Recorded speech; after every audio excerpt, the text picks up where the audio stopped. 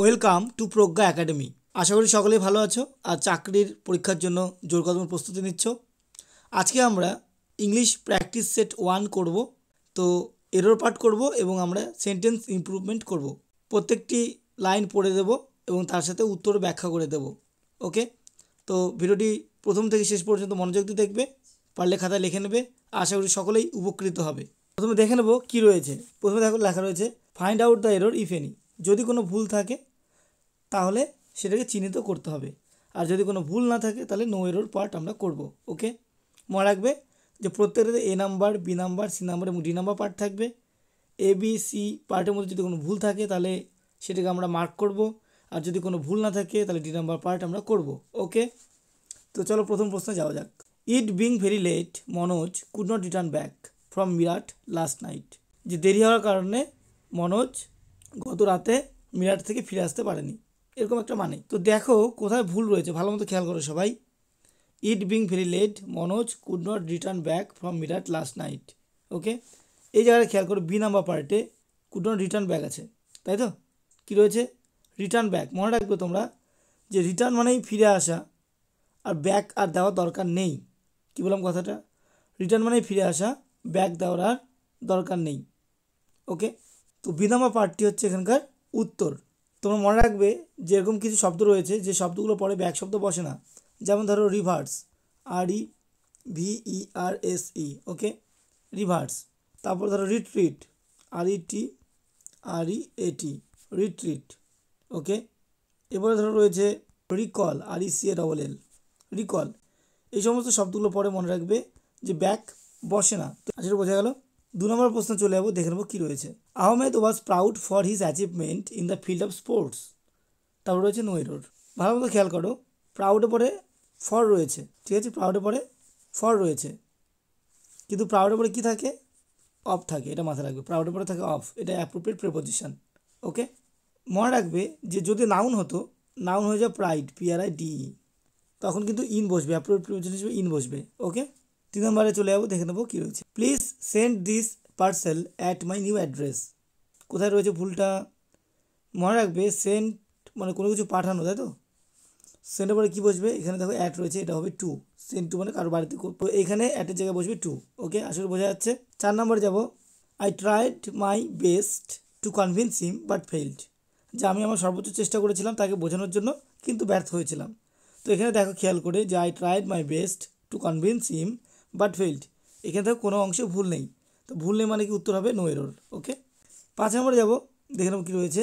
He is a honourable man. তারপরে রয়েছে no error. কোথায় ভুলটা রয়েছে দেখো, ভালো মতো খেয়াল করো। এ অনারেবল ম্যান আছে, তাই তো? মনে রাখবে অনারেবল তার মানে কি? কিছু কনসোনেন্ট জাতীয় শব্দ থাকলেও তাদের উচ্চারণের প্রথমে যদি ভায়াল সাউন্ড আসে তাহলে তার আগে আমরা কী বসাই? অ্যান বসাই, ঠিক আছে? অ্যান বসাই, যেমন an honest man, an hour.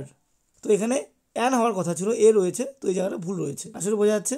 6 নম্বরে যাব। The statement made by the writer appears to be incorrect. Incorrect কেন? কারণ দেখো as doctor Zakir Hussain was not born in Allahabad. ভুলটা রয়েছে এখানে। দেখো একটা প্রিপোজিশনে ভুল রয়েছে, এই এলাহাবাদের আগে ইন রয়েছে, কিন্তু মনে রাখবো এলাহাবাদটা ছোটো জায়গা, তাই অ্যাড বসবে। কী বললাম?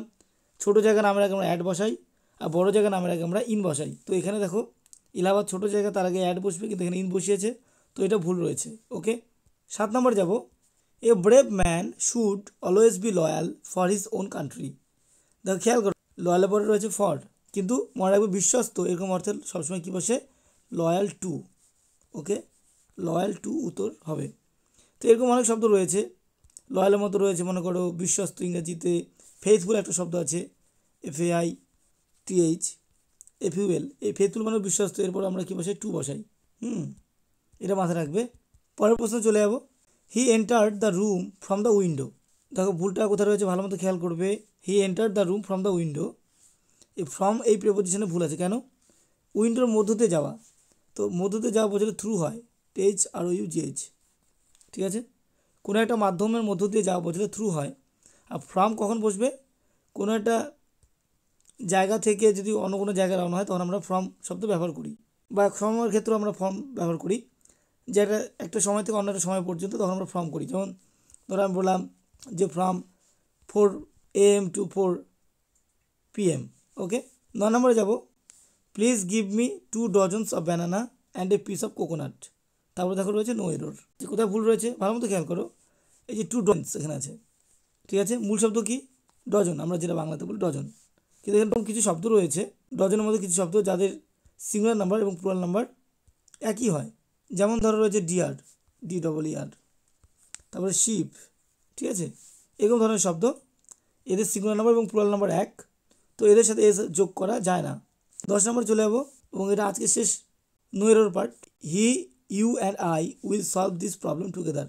সে, তুমি এবং আমি সমস্যাটার সমাধান করব। ওকে, আচ্ছা কোথায় ভুল রয়েছে ভালো মতো খেয়াল করো। ভুলটা রয়েছে দেখো এ নাম্বার পার্টে, হি, ইউ অ্যান্ড আই, এই জায়গাটা ভুল রয়েছে। কেন? কারণটা মনে রাখবে যে পার্সোনাল প্রোনাউনের ক্ষেত্রে যদি সিঙ্গুলার নাম্বার বোঝায় এবং পজিটিভ জিনিস বোঝায়, সেক্ষেত্রে আমরা 2, 3, 1 রুল ব্যবহার করি। 2 মানে কি? 2 মানে হচ্ছে সেকেন্ড পার্সন, 3 মানে থার্ড পার্সন, আর 1 মানে ফার্স্ট পার্সন। তো সেকেন্ড পার্সন কি? তাহলে এখানে আমার ইউটা প্রথমে আসবে। ওকে, তারপরে আমার থার্ড পার্সন, তারপরে হি আসবে, তারপরে ফার্স্ট পার্সন মানে আই আসবে, তারপরে you, he and I will solve this problem together, এরকম হবে উত্তর। ওকে, আসলে বোঝা গেল। এবারে আমরা যাব পরের আইটেম, কী রয়েছে ভালো মতো খেয়াল করো সবাই, যে improve the underline part of the sentence if needed. যে অংশগুলোর তলে দাগ দেওয়া রয়েছে সে অংশগুলোতে যদি কোনো ইমপ্রুভমেন্টের দরকার পড়ে, তাহলে আমাদের যে অপশনগুলো রয়েছে সেখান থেকে আমরা করব। আর যদি কোনো ইমপ্রুভমেন্টের দরকার না পড়ে, তাহলে D number option no improvement করব। ওকে, 1 নম্বরটা আমরা দেখে নেব কী রয়েছে। The closer I approached the valley so more dense became the vegetation. তো এখানে দেখো দাগ দেওয়া রয়েছে so more dense became the vegetation, এরকম রয়েছে। আচ্ছা অপশনগুলো দেখে নাও। The vegetation became more dense, B নাম্বারটা দেখো the dense vegetation came, the more dense the vegetation became, আর ডি নাম্বার রয়েছে নো ইমপ্রুভমেন্ট। তো এরকম ক্ষেত্রে কী করবে মনে রাখবে এখানে যে প্রথম যে লাইনটি রয়েছে দেখো the closer I approached the valley. Okay, এরকম রয়েছে। তো এটা হচ্ছে কম্পারেটিভ ডিগ্রি। মনে রাখবে এরকম যখন প্যারালাল কম্প্যারিজন বোঝাবে তখন প্রথমে যেটা বসে সেটা হচ্ছে কি, একটা দা বসে, তারপরে কম্পারেটিভ ডিগ্রি ফর্ম বসে। ওকে, তারপরে সাবজেক্ট বসে, তারপরে ভার্ব বসে। ঠিক আছে, কি বললাম, প্রথমে দা বসবে, তারপর কম্পারেটিভ ডিগ্রি ফর্ম, তারপরে সাবজেক্ট, তারপরে ভার্ব, আবার একটা কমা দিয়ে আবার এই একই স্ট্রাকচার বসবে। প্রথমে দা বসবে, তারপর কম্পারেটিভ ডিগ্রি ফর্ম, সাবজেক্ট, তারপর ভার্ব, মানে দুটো বসবে। ঠিক আছে, অর্থাৎ তাহলে এখানে কি হচ্ছে, the closer I approach the valley, ভালো মতো খেয়াল করো যে প্রথমে দ্য ক্লোজার আছে মানে এটা কম্পারেটিভ ডিগ্রি ফর্ম আছে, তারপরে আইটা সাবজেক্ট, অ্যাপ্রোচ হচ্ছে ভার্ব, আর যদি অবজেক্ট থাকবে। ঠিক আছে, তারপর ঠিক একই রকম ফর্ম থাকবে। তার মানে কী হওয়ার কথা ছিল এখানে, এই উত্তরটা, the more dense the vegetation became. Okay, আমরা যেমন বলি না যে তোমরা যত বেশি পড়বে তত বেশি শিখবে, the more you read the more you will know, তুমি যত বেশি পড়বে তত বেশি শিখবে, ঠিক তেমন করে এখানেও হয়েছে। ওকে, আসলে বোঝা যাচ্ছে। 2 নম্বরটাতে যাবো, দেখে নেবো কী রয়েছে। He had not even seen her presence in the same room. Seen মানে কি, দেখা, সে মানে ওই একই কক্ষে তার উপস্থিতি দেখেনি, এরকম মানে। আর রিজেক্টেড মানে কি, রিজেক্টেড মানে হচ্ছে প্রত্যাখ্যান করা, রেজিস্টার মানে নাম নথিভুক্ত করা, রিজেক্টেড মানে দুঃখ করা। তো এখানে কী হবে, সে তার উপস্থিতিটাকে, সে তো উপস্থিত হয়েছে সেটাকে সে নথিভুক্ত করেনি, এটা মানে। তো এখানে উত্তর হবে রেজিস্টার্ড। ওকে, সেটা বোঝা গেল। তারপরে দেখবো 3 নম্বরে কী রয়েছে। He is on the brink of financial ruin. Brink মানে কি, ব্রিঙ্ক মানে মনে রাখবে কিনারায়, এরকম মানে। তো প্রথমে দেখো খেয়াল করো কি রয়েছে, পেরিফেরি অফ মানে পরিধি, বাউন্ডারি মানে জানো সবাই সীমানা, সাইড অফ মানে পাশে। ঠিক আছে, এখানে দেখো he is on the brink of financial ruin মানে সে একদম অর্থনৈতিক যে ধ্বংস তার একদম কিনারায় রয়েছে, এটা ঠিকই রয়েছে, এখানে কোনো ভুল নেই।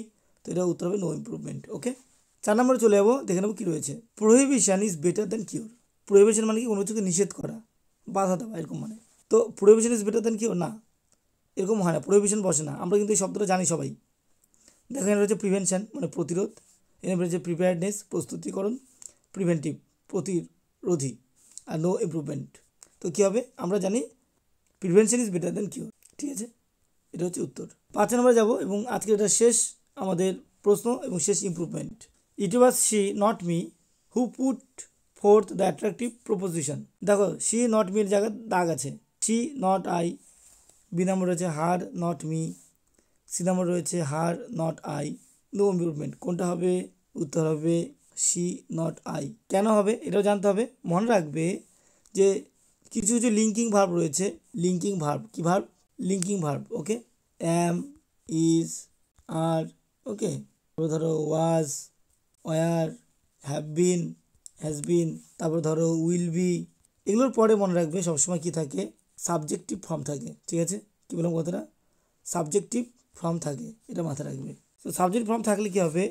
ইট ওয়াজ, এখানে রয়েছে সি, তো ওয়াজ রয়েছে, ওয়াজের পরে কী রয়েছে? সি রয়েছে। নট কী হবে? নটটার পরেও এখানে সাবজেক্ট ফর্মে হবে, আই হবে।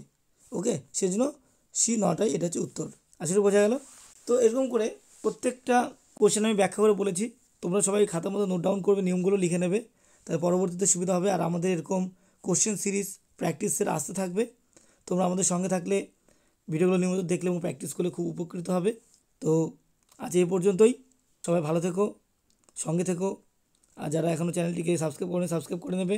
আর ভিডিওটি ভালো লেগে থাকলে লাইক করবে, শেয়ার করবে, কমেন্ট করবে। আর এতক্ষণ সঙ্গে থাকার জন্য এবং ভিডিওটি দেখার জন্য সকলকে থ্যাংক ইউ।